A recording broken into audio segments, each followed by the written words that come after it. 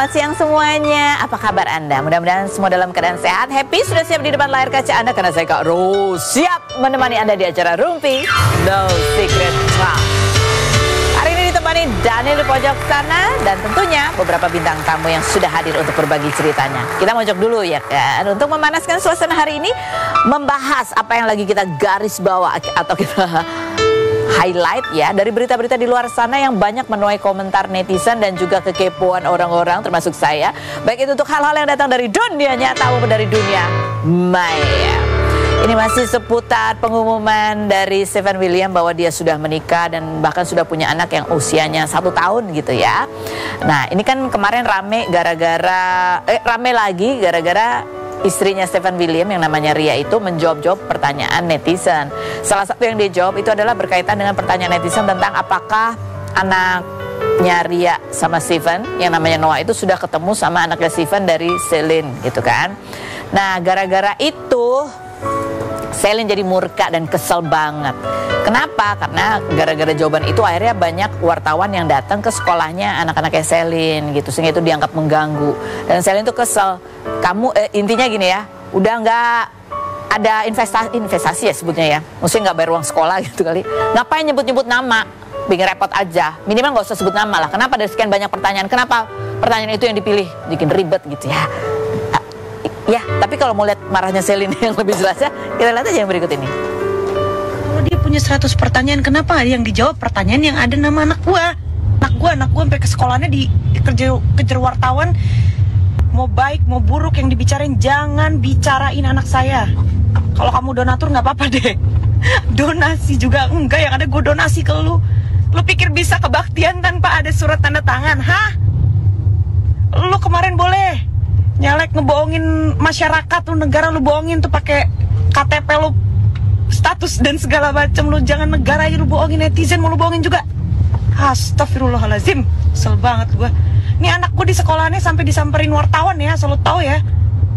Gak bisa diem nih gue nih, gue obrak-abrik nih. Siapa lagi nih nelfon gue? Wah, gue gak mau ngurusin itu, asal lu jangan ganggu anak gue, udah itu aja. Kalau mau ganggu, biayain dulu noh. Udah peringatan kedua tuh bayar sekolah.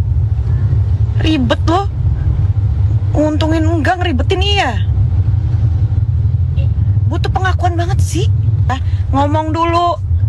Gue aja minta duit bulanan di blok nomor gue. Mau sok-sokan kain. Kok aku tersenyum ya. Jadi itu terbuka kan kalau nomornya di blok sama Stephen William ya. Coba kita lihat ya. Habis dari itu kan dia kemarin ya story live marah-marahnya itu di TikTok apa di Instagram atau di Instagram. Habis itu kita lihat lagi dong, kita kepo lagi di Instagramnya Ria. Apa yang dia posting? Sebenarnya dia posting kayak merepost gitu ya kan. Tapi ya kita duga ini ada hubungannya nggak sih sama keributan atau keramaian yang lagi menjadi perhatian publik itu. Dia tulis tentang toxic people. _. Never let things go, can move forward, bully, intimidate, lie, create drama, play the victim, act out of fear and insecurity. Ini nyindir aku atau gimana sih? Oke ya. Oke, terjemahannya ya. Dia bilang tentang orang yang toksik itu ciri-cirinya. Pokoknya orang yang nggak mau nggak move on gitu ya, nggak bisa memandang hal yang ke depan gitu, masih terus mengungkit-ungkit masa lalu. Terus bully ya, ngebully atau ya bahasa Indonesia apa sih ngebully? Perundungan, memerundung. Terus intimidate, suka mengintimidasi, bohong ya, lie. Terus men-create drama, ciptain drama dari sesuatu yang sebenarnya nggak segitu-gitunya, mungkin dibesar-besarnya jadi drama. Play the victim, merasa jadi korban. Act of fear and insecurity, jadi melakukan segala tingkah laku itu karena alasan ketakutan dan juga rasa tidak percaya diri, begitu ya. Terus yang berikutnya juga ada lagi kan kok? Enggak cuma. Dia juga nulis tentang narcissistic try to destroy your life with lies because there can be destroyed with the truth. Oh, narsistik itu mencoba untuk menghancurkan kehidupan orang lain dengan kebohongan, karena kehidupan mereka itu bisa dihancurkan dengan kenyataan gitu ya. Aduh, ini aku nih kerja di sini jadi apa namanya, kalau bacain komen-komen bahasa Inggris itu ya, jadi kayak menguji bahasa Inggrisku ya. Komentar netizen coba kita baca. Move on mbak, nuntut hak anak aja, nggak usah ributin pernikahan mantan. Jadinya komentar netizen dia kayak gitu, ya kan? Tadi kan perasaan Selin juga nggak ngeributin pernikahan mantan kan? Enggak. Oke. Yang berikutnya. Oh, emang dari dulu nggak pernah suka sama Stephen itu, red flag kayaknya, blasteran Amrik, banyak kan gitu sih? Nggak semuanya loh ya, katanya gitu. Yang berikut. Ayo Mbak Selin kulitin lagi. Nah, ini ada yang kompor. Yang berikutnya. Ketika seorang ibu sangat kesal segala urusan anak dibawa-bawa oleh istri barunya, si merasa paling respect dengan anak, wajar sih, katanya gitu. Yang berikutnya. Ini akibatnya kalau anaknya disenggol. Iya, sih aku setuju ya. Ini semua ibu-ibu ya, semua ibu itu kalau ada anak yang disenggol itu pasti karena marah. Yang berikutnya, rada-rada ya lu Step. Yang berikutnya, malu gak sih gak bisa nafkain anak. Yang berikutnya, laki-laki gak bertanggung jawab, cuma menang ganteng aja, makan tuh ganteng. Yang berikutnya ada lagi komentarnya. Oke, again ya, kita melihat lagi. Kali ini kalau ada rumah tangga yang sudah bercerai terus sudah membangun rumah tangga lagi, kita lihat yang ribut itu adalah istri bukan istri, perempuan sama perempuan, iya kan? Padahal yang bikin gara-gara yang nggak transfer duit sekolah siapa? Aku nggak tahu kan, cuma nanya ya kan, aku cuma nanya ya, siapa yang bikin gara-gara? Yang ngeblok nomor telepon itu siapa gitu kan? Bertanya, ini kenapa perempuan yang harus kita lihat? Bu ya Stephen William posting apa gitu kan, biar kita ada bahan juga di sini. Gitu ya. Intinya, ya mudah-mudahan kejadian ini bisa menjadi pelajaran buat kita semua. Ya yang namanya apa sih orang bercerai itu ada resikonya, terutama anak-anak itu kan paling kasihan. Ketika pasangannya sudah berpisah ini kemudian memutuskan untuk membangun rumah tangga, juga ada hal-hal yang perlu dikomunikasikan supaya tidak saling menyinggung nih dua belah pihak, ya. Yang namanya bercerai itu bukan berarti selesai masalahnya, apalagi kalau ada anak. Namanya bercerai itu artinya ada hal-hal baru, boundaries baru yang perlu juga dikomunikasikan. Begitu petuah dari saya ya. Kalau mau lebih jelasnya kita tanya sama pasangan yang kemarin baru mantu. Ini mantu ya, alhamdulillah kita bisa melihat tuh ya, bapak sama ibu bisa ada mendampingi anak di pelaminan. Ini padahal dua-duanya juga kan sudah membangun rumah tangga, tapi kan itu membangun komunikasi yang lebih imbang gitu ya kan. Kita lihat ceritanya, profilnya berikut ini. Tora Studio dan Nika Amalia.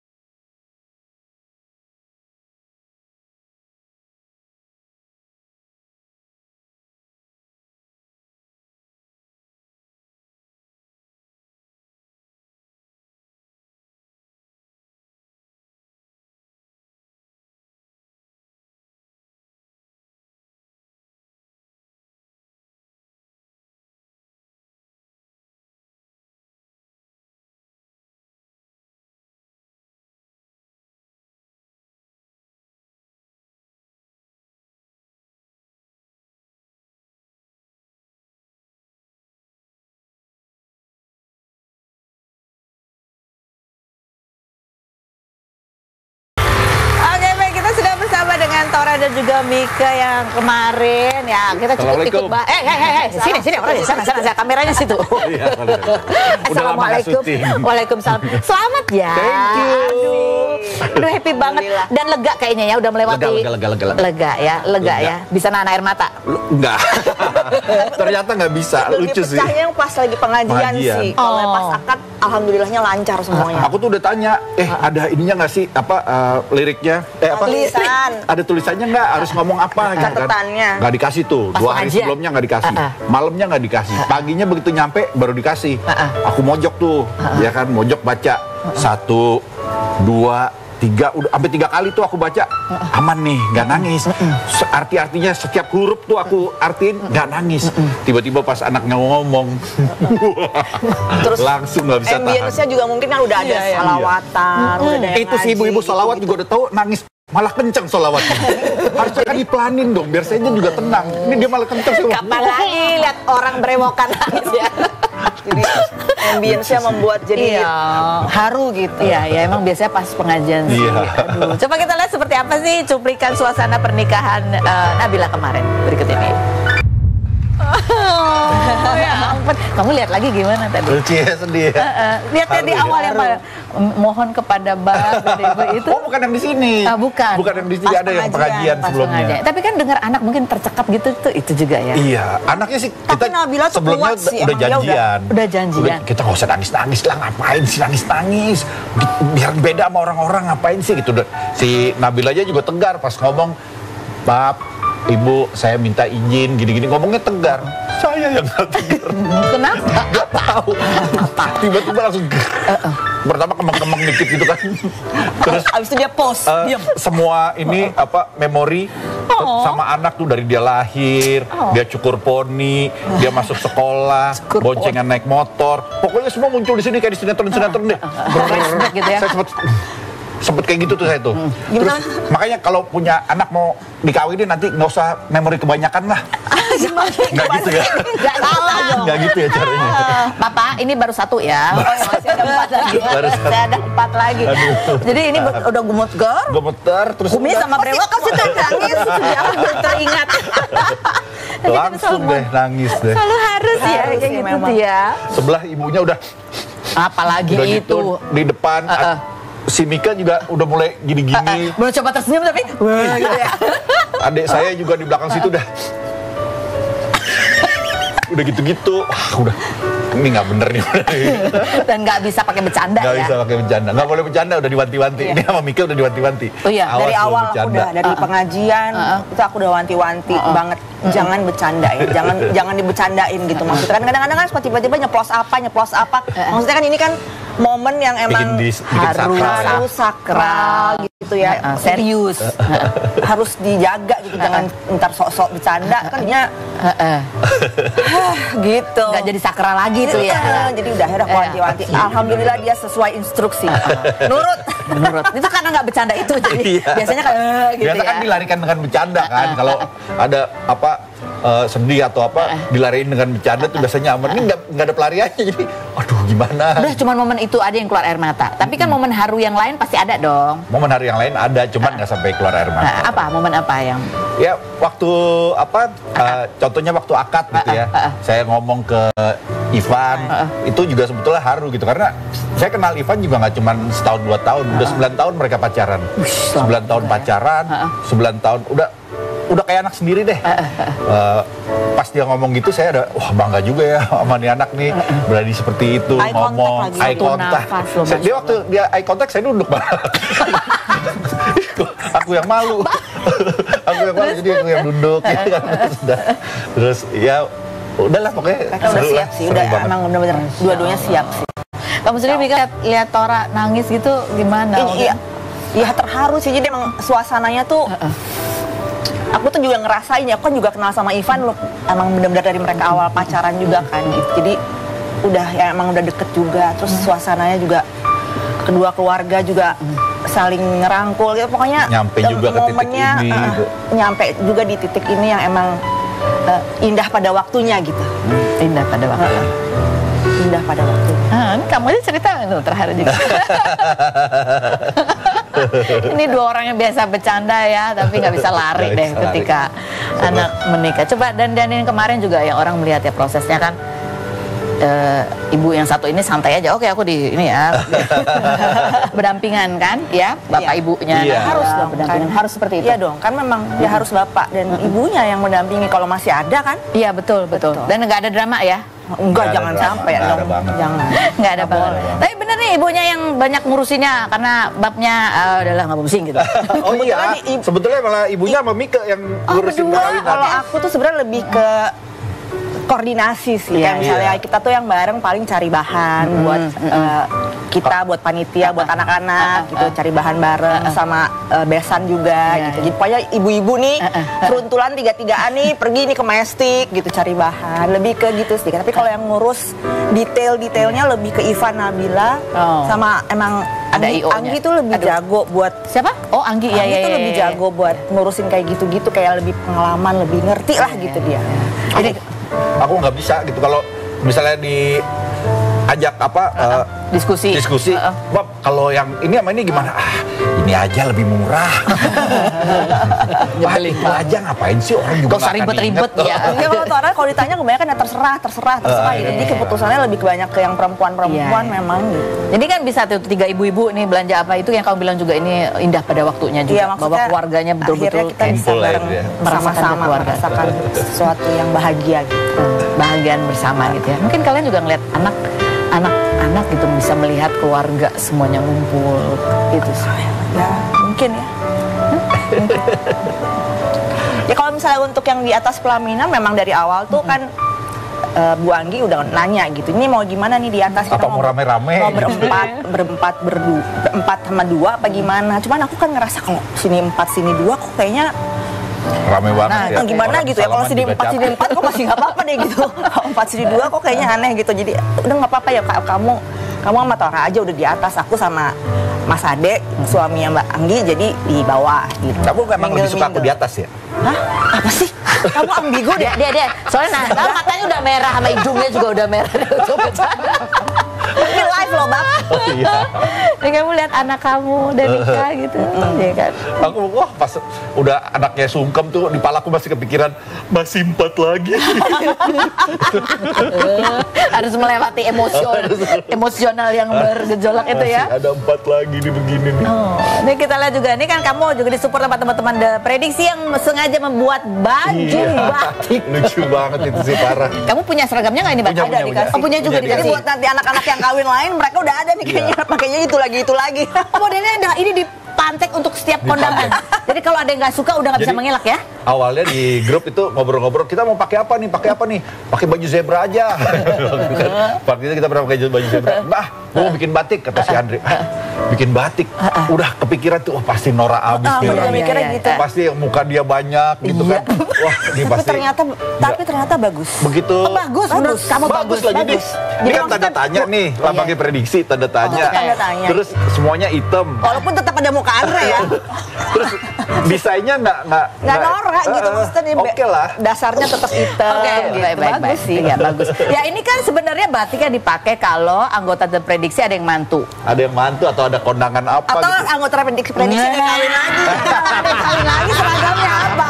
Gue udah belok-belokin disodorin lagi. Kamu tahu ya pertanyaan saya ya. Jadi ya ini, jadi menurut kamu bagus ya? Bagus. Batiknya bagus. Menurut kamu bagus. Soalnya ada yang satu lagi yang aku tanya dibilang, gitu aja. Ferry. Tapi bagus. Di luar ekspektasi gitu. Gue bayanginnya juga dia norak-norak kayak gimana, ternyata keren juga kok gitu. Ini kan baju untuk ke kondangan. Ada baju kalau untuk mendukung anggota yang menjadi calon kepala daerah. Coba kita lihat nih. Ronald kemarin ada artikelnya, katanya kamu tidak mau mendukung Ronald gitu ya. Kenapa? Coba kita lihat dulu nih statementnya Ronald ketika dia tiba-tiba, dia sendiri merasa bahwa dia tiba-tiba ditawarin. Ya. Kamu ditawarin juga nggak? Siapa yang mau nawarin gue kayak gini-gini? Enggak sih, enggak. Waktu itu pernah ada untuk jadi apa sih kayak yang kita tim ses. Tapi waktu itu kita jawabnya kayak kita nggak pintar untuk kita nggak ke kayak begini sih. gitu. Tapi teman-teman yang lain ada juga yang ditawarin selain Onal. Pasti ada lah kayaknya sih. ada ya. Yang maju tapi cuma Onal doang. Oh, ada Firni. Kalau di jadi tapi aku lupa deh jadi wakil gubernur apa wakil wali kota ya? Aku lupa deh. Si Firni. Coba dicari. Jadi kenapa kamu nggak mau mendukung? Bukan nggak mau dukung, aku lagi nggak ke politik aja, lagi nggak. Iya. Nggak percaya gue sekarang sama politik, gue pusing baca-bacanya tuh bingung gitu. Kita harus belain siapa yang kita bela, ternyata begitu sekarang yang kita nggak bela, yang kita dulu kita sebel tiba-tiba, wah kok dia orang ternyata banyak benernya juga gitu loh. Ya, lebih ini pasangan ini aku saling melengkapi, aku senang ya. Yang satu memperhalus, yang satu gas. Dan kebalikannya, begitu yang satu. Gitu ya. Iya, jadi kalau aku sih kayak tahun ini bukan. Jadi kamu ngomong apa ke Onal? Minta maaf, Nal, gue bantu doa aja ya, nggak berani. Emang dia minta dukungan juga? Emang itu di daerah kamu nih? Enggak. Kan dia di Bandung kan? Bandung ya. Kamu tinggal di mana emang? Di Tangsel, beda-beda. Iya. Dulu hampir. Aku Marcel, aku tadi mau pilih Marcel. Marcel enggak jadi. Aku tuh Aku tuh dukung Marcel. Orang teman mau jadi ini, masa kita nggak dukung? Asal jangan di kota saya. Kota yang lain aja. Oke, bisik-bisik tetangga yang lain ya. Ini ada Andre Taulani. Kan kabar dia menggugat cerai ya kan, Pak? Ini kan kayaknya di grup Bapak itu ya, di grup motoran itu kayak abis dari sini, ini gitu banyak gitu. Udah stop. Ini harus di stop nih sekarang. Pak, putuskan rantai itu. Sudah. Jangan ada lagi ya. Sampai terjadi lagi. Tapi kalian ketika berita ini udah tahu sebelumnya atau itu juga tahu dari berita yang sampai gila gitu? Pernah dengar santer-santer sih. Cuman kan namanya grup lawak ya. Jadi kadang kita tuh suka nggak percaya apa yang diomongin gitu kan. Iya, kadang orang ngomong ini beneran apa bohongan ya gitu. Kadang nggak digubris juga sama yang lain. Jadi lewat aja gitu lagi. Ntar lewat aja gitu lagi sampai tiba-tiba emang meledak beneran. Kita juga kaget juga sebetulnya. Jadi kalau kalian cowok-cowok nggak ada yang curhat terus gitu, nggak ada ya? Mungkin pada curhat. Cuman karena saya paling tua, biasa tuh lewat jam 9 udah tidur. Oh, kamu paling tua? Aku paling tua. Iya. Itu juga komentar netizen juga bilang ya, wah, Tora udah mantu. Berarti penonton ekstravaganza waktu itu semua sudah pada tua. Gak usah penonton ekstravaganza. Ini kameramen udah pada tua semua nih. Ini kameramen ekstravaganza semua ini. Belum umurnya, ulang tahunnya udah pada banyak. Belum nanti Tora punya cucu ya. Aduh, makin tua banget. Nanti kita ngobrol lagi sama pasangan ini ya. Masih ada tuh satu treatment lagi ya. Suruh stop apa, kita pengen denger ya dari mereka. Tapi kita mau menuju ke bintang tamu kita selanjutnya. Ini ada Mentari Novel. Mentari Novel ini adalah adik dari mendiang Puput Novel. Penyanyi juga, penulis lagu juga, terjun ke dunia entertain juga. Bagaimana sih kenangan Mentari Novel terhadap sang kakak Puput Novel? Kita lihat dulu profilnya berikut ini. Mentari Novel, penyanyi dan model kelahiran 1993 ini pernah meraih Top 7 Miss Indonesia tahun 2015, berperan dalam film Single Part 2 yang disutradarai oleh Raditya Dika, hingga pada 2020 mulai memproduksi musik secara independen, salah satu lagunya berjudul Selamat Beristirahat. Pada 8 September kemarin, sang kakak Puput Novel, aktris, penyanyi, dan presenter ini menghembuskan nafas terakhir di usia 50 tahun karena mengidap kanker sejak 2021 lalu dan 4 hari sebelumnya sempat dilarikan ke rumah sakit hingga masuk ICU. Sehari setelahnya, Mentari memposting kenangan bersama mendiang Puput Novel ketika ia wisuda dari jurusan Hubungan Internasional Universitas Indonesia pada 2016 lalu, di mana ia mengaku banyak didukung sang kakak semasa kuliah agar bisa berkuliah di luar dari jurusan musik dan juga sempat berencana membuat album bersama sebelum mendiang Puput Novel meninggal dunia. Seperti apa sosok mendiang Puput Novel di mata keluarga? Saksikan kisah selengkapnya hanya di Rumpi No Secret. Baik, kita sudah bersama dengan Mentari Novel. Mentari Novel ini adalah adik dari mendiang Puput Novel, gitu ya. Jadi kamu tuh adik nomor, ada adik lagi, terus kamu, terus ada adik lagi laki, gitu ya. Jadi adik satu bapak. Adik satu bapak. Papa Novel itu ya kita satu bapak. Jadi Papa Novel itu dulu pernah menikah, punya anak satu-satunya Kak Puput gitu. Terus bercerai, menikah lagi sama mamaku, terus punya anak aku dan adik aku namanya Prince Hussein. Dua-duanya penyanyi juga ya? Dua-duanya penyanyi. Jadi dari juga. Papa Novel itu tiga-tiganya penyanyi? Iya, gitu. Oke. Dan kamu kan beda usianya 20 tahun ya sama? Iya, 20 jauh, tahun. iya. Tapi akrab, deket? Akrab banget, apalagi ketika aku masuk kuliah, itu kan memang pengennya kakak kan. Jadi dulu tuh papa nggak mau aku kuliah keluar kota ke Jakarta gitu, karena dia terlalu kayak protektif sama anak ceweknya. Udahlah kamu di sini aja gitu. Tapi kakak yang nyakinin papa gitu, Papa Novel untuk kayak udahlah pa gitu, biarin Nek, kan dipanggilnya Nenon kan kalau di rumah. Biarin Nek kuliah ke sini, nanti kakak yang jagain. Ya udah akhirnya aku kuliah di sini. Tadinya emang tinggal di luar kota, di Sukabumi. Di Sukabumi ya. Jadi papa tuh setelah bercerai pindah ke Sukabumi dan menikah, punya anak aku besar di sana lah aku gitu. Kamu sempat bilang juga di wawancara bahwa kamu melihat Kak Puput ini sebagai sosok yang menyatukan, membuat kalian selalu akrab gitu, bersaudara. Kita lihat dulu cuplikan video kedekatan Mentari dengan almarhumah Puput Novel berikut ini. Kalian berdua karena keluarga penyanyi ya? Iya. Nyanyi bareng gitu? Iya, di rumah ya kalau... Jadi waktu selama kuliah itu kan aku kos dekat kampus, setiap weekend pasti aku ke rumah kakak gitu. Jadi kalau ke rumah kakak ya biasanya nonton, main ke mall, atau kadang-kadang nyanyi-nyanyi gitu. Ya gitu, itu salah satu project waktu pas aku masih kuliah. Jadi kakak ada project yang religi itu, Aku inget banget itu momennya, Nek, pokoknya Nek harus ikutan video klip ya gitu kan. Nek, kakak pengen semua adik-adik kakak ada katanya gitu. Terus ya udah, yang namanya anak kuliah kan zaman dulu, ya deh kak gitu, berangkat ke rumah kakak, ya udah deh syuting gitu. Ya itulah salah satunya momennya. Sama tadi ya kalau pas kuliah ya itulah kakak kan happy banget kelihatannya karena memang itu keinginan kakak gitu untuk aku bisa kuliah, ambil jurusan selain musik gitu.